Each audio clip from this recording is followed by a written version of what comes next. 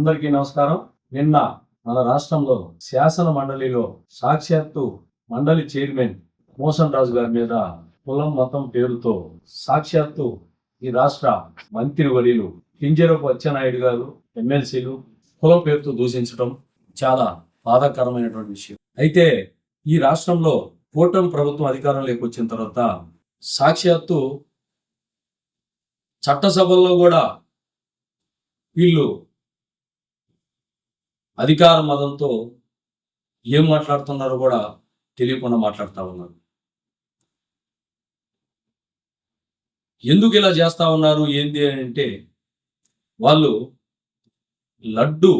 కల్తీ లడ్డు వ్యవహారం ఈ రాష్ట్రంలో తీసుకొచ్చిన తర్వాత వాళ్ళ గ్రాఫ్ పడిపోతా ఉంది. నెయ్యి వ్యవహారం ప్రతి విషయంలో కూడా వాళ్ళు చేస్తున్నటువంటి విషయాలన్నీ కూడా రాష్ట్ర ప్రజలు గమనిస్తూ ఉన్నారు. వాళ్ళ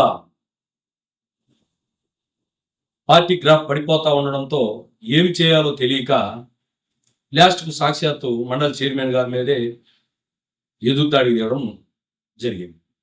అసలు ఇలా ఎందుకు చేస్తా ఉన్నారు ఏందని ఒకసారి వివరాలకి వెళ్తే, హెరిటేజ్ ఫుడ్స్ ద్వారా వాళ్ళు చంద్రబాబు నాయుడు గారి హెరిటేజ్ ఫుడ్స్లో వాళ్ళ లావాదేవీల్లో అన్నిటిలో కూడా హెరిటేజ్కి చెందుతా ఉన్నాయని చెప్పి రాష్ట్ర ప్రజలు గమనిస్తూ ఉన్నారు. హెరిటేజ్ ఇందాపూర్కి అలాగే సంఘంకి వైష్ణవికి లావాదేవీలు ట్రాన్సాక్షన్లు కూడా జరుగుతూ ఉన్నాయని తేట తెల్లమైపోయింది. ఎలా అంటే అది ఆధారాలతో మా ఎమ్మెల్సీలు అయినటువంటి చంద్రశేఖర్ రెడ్డి గారు, తుమ్మాటి మాధవరావు గారు చట్టసభల్లో నిన్న నిరూపించడం జరిగింది. వాళ్ళు సాక్ష్యాధారాలతో నిరూపిస్తా ఉన్న కొన్ని వీళ్ళకు ఏం చేయాలో అర్థం కాక సభను తప్పుదో పట్టించాలనే ఉద్దేశంతో సాక్షాత్తు ముఖ్యమంత్రి చంద్రబాబు నాయుడు గారి ఆదేశాలతో ఇలా జరిగిందనేది అనుమానాలకు పూర్తిగా తావు తీసింది.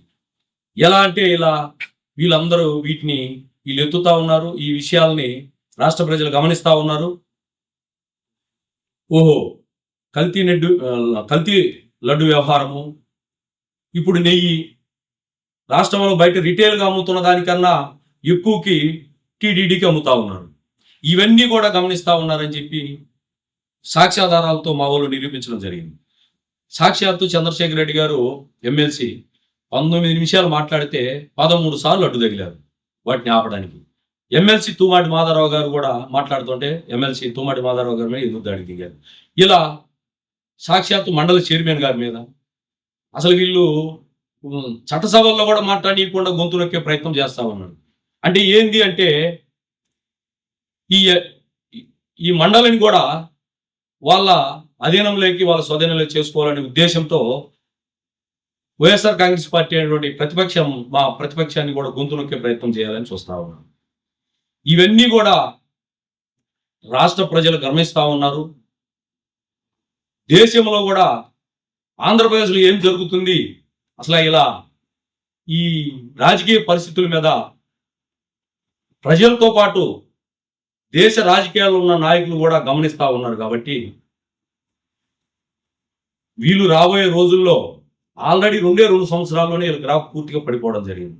మొన్న ఈ మధ్యకాలంలో మంత్రి లోకేష్ గారు, డిప్యూటీ సీఎం పవన్ కళ్యాణ్ గారు మనం 15-20 సంవత్సరాలు ఉంటేనే ఈ రాష్ట్రాన్ని గాడిలో పెట్టగలం అని మాట్లాడుతూ ఉన్నారు.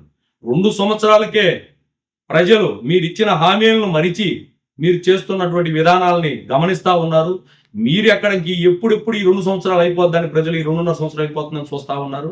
కాబట్టి ఇంకో 15-20 సంవత్సరాలు ఖచ్చితంగా మిమ్మల్ని ఖాళీగా ఇళ్లలో కూర్చొని పెట్టుకున్నటువంటి కార్యక్రమాలు రాష్ట్ర ప్రజలు చేస్తారని మేము నమ్ముతా ఉన్నాం. కాబట్టి నిన్న శాసన మండలిలో జరిగినటువంటి ఈ అవమానకరంగా మాట్లాడినటువంటి కులం పేరుతో మాట్లాడినటువంటి విషయాల్ని అచ్చెన్నాయుడు గారిని మంత్రి పదవి నుంచి బర్తరఫ్ చేయాలని వైఎస్ఆర్ కాంగ్రెస్ పార్టీ తరఫున మేము డిమాండ్ చేస్తా ఉన్నాం.